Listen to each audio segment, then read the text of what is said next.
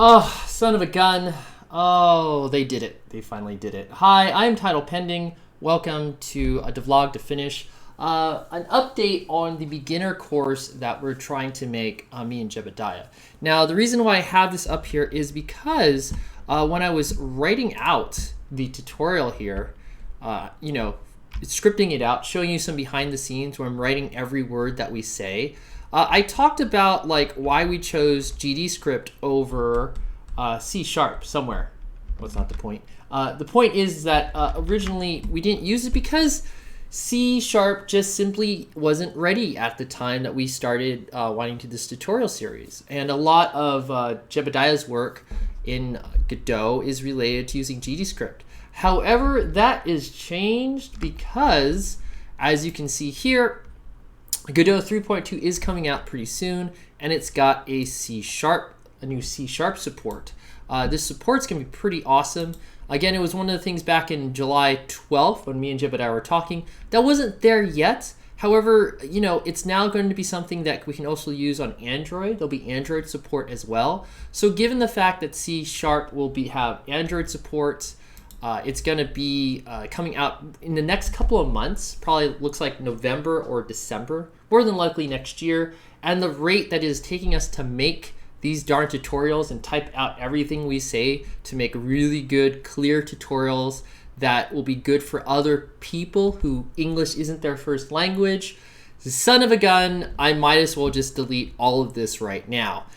This means that all the GDScript that I've been learning and doing, which it's not a lot, is basically not going to be something we're going to use. I still might release this tutorial, but I'm definitely going to have to make some changes in the draft I was actually scripting out for this lesson.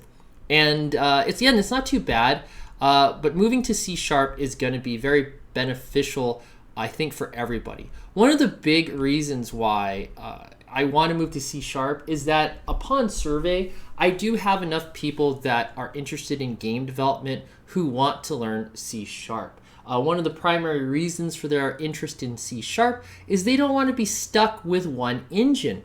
And if you learn programming and you learn GDScript, you wouldn't necessarily, or it'd be harder for you to apply for work at certain game companies. Also, the other reason why using C# makes sense is Unity uses C#, and as far as I know, so does Unreal. C# is a language, even though it's a little different in Godot, having the basics and the knowledge of C# in one engine means you can easily transition and work in another engine. Given that versatility, we do want to have a C# component in our Godot Rakugo course that will be 100% free.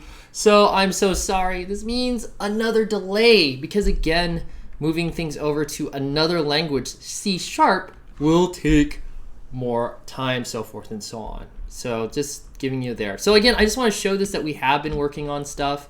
I know it's been now a couple of months, but who knew?